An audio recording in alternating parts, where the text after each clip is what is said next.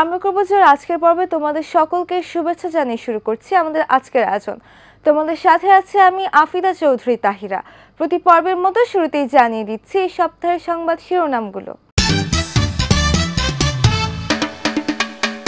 দ্রব্যমূল্যের ঊর্ধ্বগতির কারণে সুষম খাদ্য খাওয়ার অধিকার থেকে বঞ্চিত বেশিরভাগ শিশু।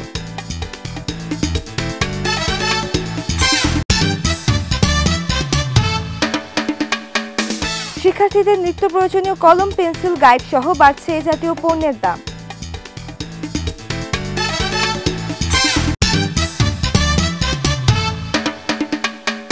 জলবায়ু পরিবর্তনে রূপ পাল্টাচ্ছে বাংলাদেশের ষড়ঋতু।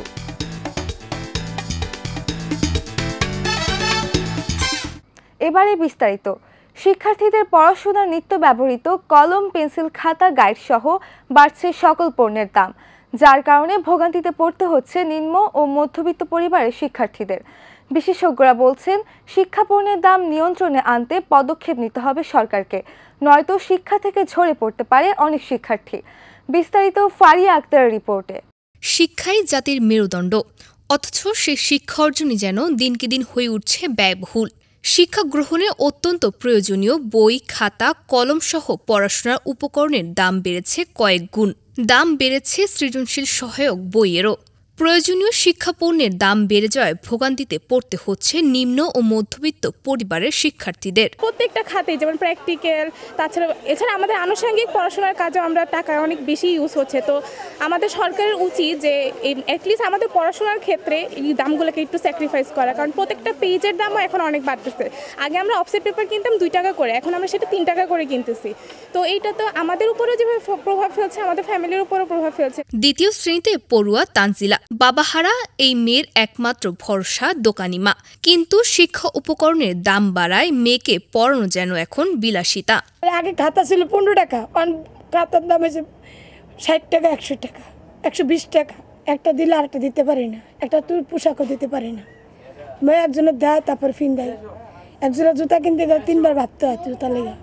কই পাম আমি নিজের রুজ কামাই। তবে শিক্ষা ব্যয় বাড়ায় কতদিন সন্তানকে পড়াতে পারবেন সেই চিন্তায় অভিভাবকেরা। এভাবে হলে তো বেশি সমস্যা হয়ে যাইতেছে, পড়ালেখা করা যাইতেছে না সন্তানরে, আমরা তো গরিব।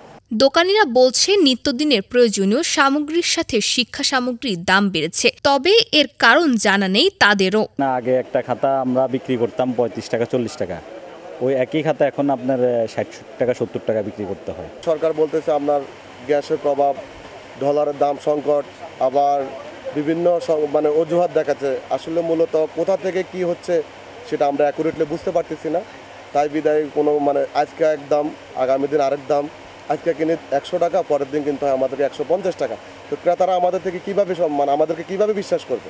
শিক্ষা উপকরণের দাম কমাতে সরকারি নজরদারি বাড়ানো উচিত বলে মত শিক্ষা সংশ্লিষ্টদের। অনেক পরিবারের যে ইনকাম সেটা দিয়ে তাদের সংসার চালিয়ে, বিশেষ করে বাংলাদেশের কনটেক্সটে অনেক পরিবার রয়েছে নিম্নবিত্ত বা নিম্ন মধ্যবিত্ত, তাদের সন্তানদের কিন্তু বই, পুস্তক, খাতা, কলম, ব্যাগ ইত্যাদির খরচ জোগাড় করাটা অনেক সময় কঠিন হয়ে যায়।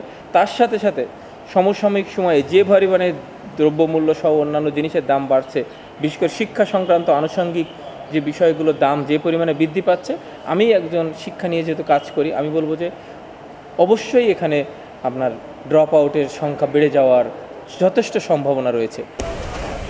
শিক্ষার্থীদের নিত্য ব্যবহার্য খাতা, কলম, বইসহ বেড়েছে টিউশন ও কোচিং ফি, যার কারণে বাড়তি মূল্য সংযোজন করতে হিমশিম খেতে হচ্ছে নিম্ন ও মধ্যবিত্ত পরিবারগুলো। বিশেষজ্ঞরা বলছেন, সরকারকে নিতে হবে কার্যকরী উদ্যোগ, নয়তো ঝরে পড়তে পারে হাজারো শিক্ষার্থী। ফারিয়া আক্তার, আমরা করব জয়, এটিএন বাংলা, ঢাকা। শিশুদের মৌলিক অধিকারগুলোর মধ্যে খাদ্য অতি প্রয়োজনীয় হলেও বাংলাদেশের সিংহভাগ শিশুই এই অধিকার থেকে বঞ্চিত। শৈশবকালীন বিকাশের সময় সুষম খাদ্য পাচ্ছে না এই সকল শিশুরা, যার একটি প্রধান কারণ হচ্ছে দ্রব্যমূল্যের ঊর্ধ্বগতি।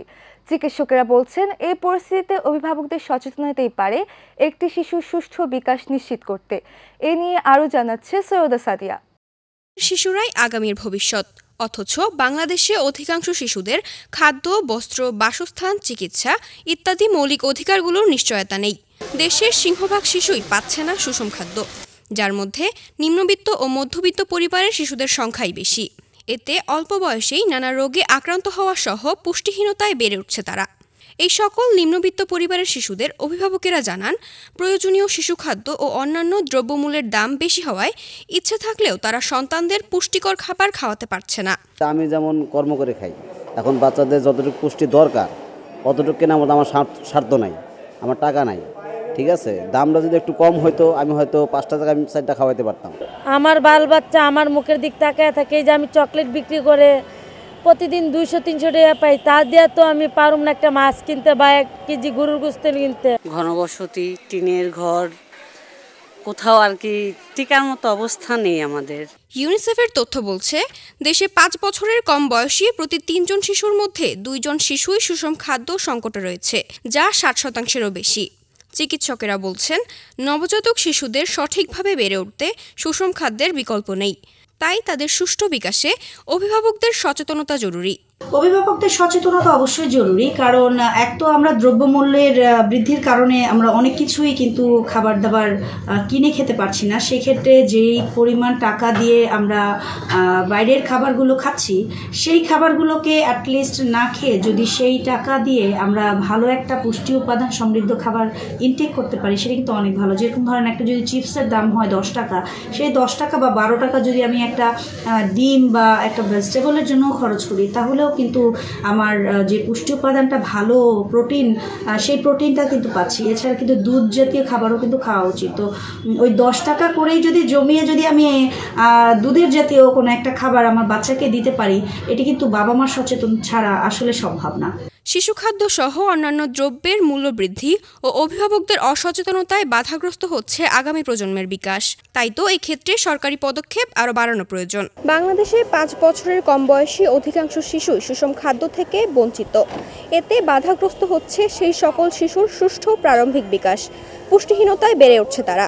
চিকিৎসকরা বলছেন, নবজাতকদের পুষ্টিকর ও সুষম খাদ্য নিশ্চিতে সচেতন হওয়া জরুরি অভিভাবকদের। সৈয়দা সাদিয়া, আমরা করব জয়, এটিএন বাংলা, ঢাকা। নতুন কারিকুলামে পাঠ্য বইয়ের পাশাপাশি সহশিক্ষা ও কারিগরি শিক্ষা কার্যক্রম শিক্ষার্থীদের জন্য বেশ জরুরি। নতুন করে তৈরি হচ্ছে ক্লাব, পাঠাগার সহ নানান বিষয়াদি। বিশেষজ্ঞরা বলছেন, শহরের পাশাপাশি গ্রামীণ স্কুলগুলোতেও এর পদক্ষেপ বেশ জরুরি। এ নিয়ে আরও দেখুন সামিরা জাহানের রিপোর্টে। শুধু পাঠ্য বই নয়, বরং শিক্ষার্থীদের প্রকৃত শিক্ষায় শিক্ষিত করতে সহশিক্ষার কোনো বিকল্প নেই। নতুন কারিকুলামে শিক্ষার্থীদের জন্য দেওয়া হচ্ছে সহশিক্ষার প্রতি বিশেষ জোর। বছরখানেক আগেও যেখানে ছিল না কোনো লাইব্রেরি, ক্লাব কিংবা ল্যাবের মতো ব্যবস্থা, এখন সেখানে তৈরি হচ্ছে নতুন সব কার্যক্রম। শিক্ষার্থীরা বলছে, সহশিক্ষা কার্যক্রমের মাধ্যমে নিজেকে আরো ভালোভাবে তৈরি করতে পারছে তারা। অন্যান্য স্কুলে শুনতাম যে ক্লাব টাব থাকে, জয়েন করা যায় এরকম, কিন্তু আমাদের স্কুলে আগে এগুলো দেখতাম না। বাট রিসেন্টলি, স্পেশালি করোনার পর থেকে দেখছি যে বেশ অ্যাক্টিভলি আমাদের স্কুলে এসব প্রোগ্রাম পরিচালনা করা হচ্ছে। আমাদের এই লাইব্রেরিটা প্রায় গত বছরের শেষের দিকে শুরু হয়েছিল, যেটা আমার কাছে খুব ভালো লাগে। এখন মোটামুটি সবকিছু ভালোই, বিভিন্ন ক্লাবের সাথে আমরা সংযুক্ত হতে পারি। শহরের বেশিরভাগ স্কুলগুলোতে নতুন করে তৈরি করা হচ্ছে পাঠাগার, আইসিটি ল্যাব, ল্যাঙ্গুয়েজ ক্লাব সহ নানা সহশিক্ষা ও কারিগরি শিক্ষা কার্যক্রমের। আগের মতো শিক্ষার্থীরা শুধু পাঠ্যপুস্তক মুখস্থতেই সীমাবদ্ধ নয়, এখন হাতে কলমে পাচ্ছে কারিগরি শিক্ষার জ্ঞান। আমাদের বর্তমান যে কারিকুলাম, সেই কারিকুলামটা টোটালটাই হচ্ছে বাচ্চাদের আধুনিকায়ন করার চিন্তাভাবনা করা হচ্ছে। এখানে প্রতিটা সাবজেক্টেই দেখা যাচ্ছে তাদেরকে ইন্টারনেট বেসিস অনেক কাজ করতে হচ্ছে। তো তারা যদি প্রপার ইউজ না জানে, তারা তো আসলে ওইখান থেকে বেনিফিটেড হতে পারবে না। আমাদের লাইব্রেরি ছিল, কিন্তু এইভাবে এখন যেভাবে একটা সুন্দর গোছানো লাইব্রেরি, বইগুলা সুন্দর করে ছক করে গোছানো, উন্নত মানের আইসিটি ল্যাব ও সমৃদ্ধ পাঠাগার শিক্ষার্থীদের জন্য এক গুরুত্বপূর্ণ ভূমিকা রাখছে। শিক্ষার্থীরা এগিয়ে যাচ্ছে জ্ঞান বৃদ্ধি ও প্রযুক্তি দক্ষতায়। সরকারি উদ্যোগের পাশাপাশি প্রতিটি প্রতিষ্ঠানকে নিজ উদ্যোগের মাধ্যমে এই কার্যক্রম আরো দীর্ঘমেয়াদী ও সফল করা যেতে পারে বলছেন প্রধান শিক্ষক। এখানে এগুলো ক্লাব বা লাইব্রেরি যেটাই বলে, প্রতিষ্ঠান প্রধানের সদিচ্ছা থাকতে হবে। এটা আমি নিজের প্রশংসা করছি না, থাকতে হবে। থাকলেই অনেক বেশি ইনভেস্ট লাগে না, ইচ্ছা থাকলেই তখন সব কিছু অ্যারেঞ্জ হয়ে যায়। 2টো কম্পিউটার ল্যাব আছে, লাইব্রেরি তো একটাই। আর ক্লাব, জলবায়ু ক্লাব আছে, এথিক্স ক্লাব আছে, বিতর্ক ক্লাব আছে, সাংস্কৃতিক ক্লাব আছে। সহশিক্ষা ও কারিগরি শিক্ষা শিক্ষার্থীদের জীবনমুখী শিক্ষা অর্জনে সহায়ক, তবে শহরের তুলনায় গ্রামে এখনও এই কার্যক্রম পরিচালনায় বেশ পিছিয়ে। এটা সত্যি যে আমাদের শহর এলাকার বিদ্যালয়গুলোতে লাইব্রেরি, তারপরে কম্পিউটার ল্যাব এগুলো যেভাবে আছে সেগুলো হয়তো আমাদের প্রান্তিক স্কুলগুলোতে নাই। আমরা আশা করছি আগামী 2 বছরের মধ্যে সারা দেশে প্রায় সকল বিদ্যালয়েই এই ডিজিটাল ইয়েগুলো পৌঁছে যাবে।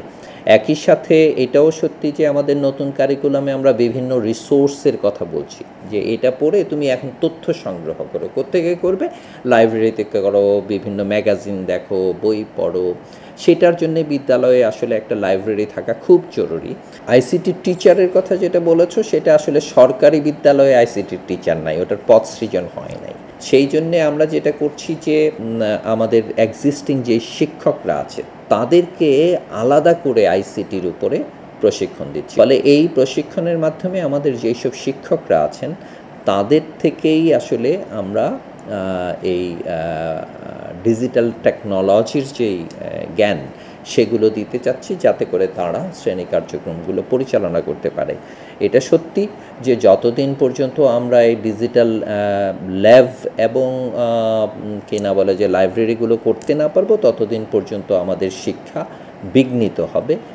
এবং সেই জন্যে সরকার এখন এই জায়গাগুলোতে গুরুত্বের সঙ্গে নিয়ে কাজ করছে। দেশের সকল শিক্ষার্থীকে নতুন কারিকুলামের মাধ্যমে সঠিকভাবে গড়ে তোলার লক্ষ্য বিশেষজ্ঞদের।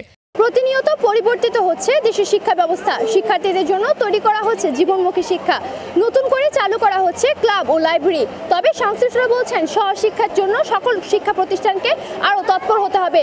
সামিরা জাহান, আমরা করব জয়, এটিএন বাংলা, ঢাকা। ষড়ঋতুর দেশ বাংলাদেশ। জলবায়ু পরিবর্তনের ফলে হারিয়ে যাচ্ছে বাংলাদেশের ষড়ঋতু। গ্রীষ্মে বাড়ছে অতিরিক্ত গরম, শীতে বাড়ছে অতিরিক্ত ঠান্ডা, বৃষ্টির মৌসুমে পড়ছে না বৃষ্টি। বিশেষজ্ঞরা বলছেন এখন থেকে যথাযথ পদক্ষেপ না নিলে অচিরেই আরও ভয়াবহ আকার ধারণ করবে জলবায়ুর পরিবর্তন। বিস্তারিত দেখুন সাদিক আনম সাদের রিপোর্টে। ক্রমশ পরিবর্তিত হচ্ছে জলবায়ু। এটি একটি বৈশ্বিক সমস্যা হলেও বাংলাদেশে এর প্রভাব অনেক বেশি। এতে বেড়েছে প্রাকৃতিক দুর্যোগ, তাই ঝুঁকির মধ্যে রয়েছে বাংলার প্রাণ প্রকৃতি। জলবায়ু পরিবর্তনের কারণে ব্যাঘাত ঘটছে বাংলাদেশের ষড়ঋতুতে। ঋতু ব্যবস্থার এমন আচরণে আবহাওয়ারও পরিবর্তন ঘটছে। আগে যেমন শরৎ, হেমন্ত ও বসন্তের মতো ঋতু ছিল, তা এখন আর অনুভব হয় না।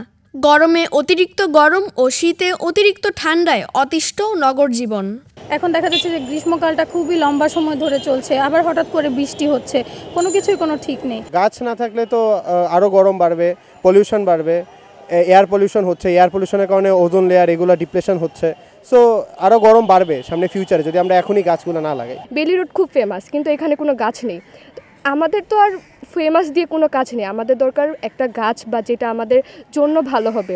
তো এই যে ছোটোখাটো জিনিসগুলো যদি চেঞ্জ করা হয়, যে আমাদের পরিবেশটার জন্য, যেহেতু এখন একটা হিট ওয়েভের একটা অনেক বড় ইম্প্যাক্ট পড়ছে বাংলাদেশে, তো এখন উচিত সবার মধ্যে থেকে এই জিনিসটা বের করে আনা। সাথে সাথে প্রশাসনেরও আমাদের উপর ওই ইম্প্যাক্টটা দেওয়া, যেন আমরা নিজেরা আরও বেশি সচেতন হই। জার্মান ভিত্তিক আন্তর্জাতিক গবেষণা সংস্থা জার্মান ওয়াচ বলছে, গত 20 বছরে বাংলাদেশে 185টি জলবায়ু পরিবর্তন জনিত বড় দুর্যোগ আঘাত হেনেছে। এর মধ্যে বন্যা, ঘূর্ণিঝড়, জলোচ্ছ্বাস ও পাহাড় ধসের মতো দুর্যোগ রয়েছে। এর কারণ মূলত গাছ কাটা ও জলাশয় ভরাট। বিশেষজ্ঞরা বলছেন জলবায়ু পরিবর্তন রোধ করতে বৃদ্ধি করতে হবে জনসচেতনতা। বাংলাদেশের প্রেক্ষাপটে আমাদের জনসংখ্যার আধিক্য, নগরায়ন, শিল্পায়ন, জলাভূমির পরিমাণ কমে যাওয়া, বনভূমির পরিমাণ কমে যাওয়া, এইসব কারণেও আমাদের স্থানীয়ভাবে জলবায়ু পরিবর্তন ঘটে থাকে। জলবায়ু পরিবর্তনের ক্ষয়ক্ষতির দিকে যদি আমরা চিন্তা করি, তাহলে বয়স্ক মানুষ, গর্ভবতী মানুষ, মহিলা, বিশেষ করে শিশুদের এটির উপরে প্রভাব রয়েছে। বিশেষ করে উপকূলীয় অঞ্চলে যারা বসবাস করছে তাদের নানা রকমের স্বাস্থ্য ঝুঁকি তৈরি হয় জলবায়ু পরিবর্তনের কারণে। মানুষের জীবন দ্বারা আমাদের কৃষি নির্ভর অর্থনীতি সবগুলোই কিন্তু আজকে হুমকির সম্মুখীন হচ্ছে। সো আমাদের এই ঋতু পরিবর্তনের যে বর্তায়গুলো ঘটছে সেটি জলবায়ু পরিবর্তনেরই প্রভাব, এবং এই ক্ষেত্রে আমাদেরকে এখন খুব দ্রুত অ্যাডাপ্ট করে নিতে হবে। আমরা বেশি করে বৃক্ষায়ন করতে পারি, আমরা জলাধারগুলো সংরক্ষণ করতে পারি। প্রাকৃতিক দুর্যোগ বৃদ্ধি পাওয়ার কারণে উপকূলীয় অঞ্চলের মানুষজন ঝুঁকিতে রয়েছেন। শীতে নেই ঠান্ডা, বর্ষায় নেই বৃষ্টি, বছরের প্রায় সময় অনুভূত হয় গরম, তাই বাড়ছে প্রাকৃতিক দুর্যোগও। বিশেষজ্ঞরা বলছেন জলবায়ু পরিবর্তনের সমস্যাটা বৈশ্বিক হলেও বড় ঝুঁকিতে রয়েছে বাংলাদেশ, তাই এখনই বাঁচাতে হবে জলাশয় ও প্রাণ প্রকৃতি। সাদিকা নামসাদ, আমরা করব জয়, এটিএন বাংলা, ঢাকা। ইসরায়েল ও ফিলিস্তিনের মধ্যকার দ্বন্দ্বে যুদ্ধবিরতির আদেশ দেওয়া হলেও ইসরায়েল তা উপেক্ষা করে নিরীহ ফিলিস্তিনিদের উপর হামলা চালিয়ে যাচ্ছে। গত কয়েকদিন আগে ইসরায়েলি বাহিনীর সামরিক হামলায় নিহত হয়েছে প্রায় 200 জন, হতাহতের সংখ্যা 400 ছাড়িয়েছে। এর ফলে ফিলিস্তিনিদের মোট নিহতের সংখ্যা দাঁড়িয়েছে প্রায় 37,000। এই ছিল আমাদের আজকের আয়োজন। তোমাদের ভালো লাগা, মন্দ লাগা কিংবা পরামর্শমূলক কিছু থাকলে তা আমাদের চিঠি লিখে জানাতে পারো। আমাদেরকে চিঠি লিখবার ঠিকানা: পরিচালক আমরা করব Joy, ATN Bangla multimedia production company limited, ওয়াসা ভবন, 2য় তলা, 98 কাজী নজরুল ইসলাম এভিনিউ, কারণ বাজার, ঢাকা 1215, বাংলাদেশ। এছাড়াও চাইলে তোমরা আমাদের ইমেল পাঠাতে পারো। আমাদের ইমেল অ্যাড্রেস atn.amrakorbojoy@gmail.com। বন্ধুরা, সামাজিক যোগাযোগ মাধ্যম ফেসবুকেও চাইলে তোমরা আমাদের সাথে সংযুক্ত থাকতে পারো। আমাদের ফেসবুক পেজ লিংক facebook.com/akj.atn। দেখতে দেখতে শেষ হয়ে গেল আমরা করব জয়ের জন্য নির্ধারিত সময়। তোমাদের সাথে দেখা হবে আগামী পর্বে নতুন কোনো সংবাদ কিংবা পুরনো কোনো সংবাদের নতুন কোনো অগ্রগতি নিয়ে। সেই পর্যন্ত তোমরা সকলেই সুস্থ থেকো, ভালো থেকো এবং চোখ রেখো এটিএন বাংলার পর্দায়। আল্লাহ হাফেজ।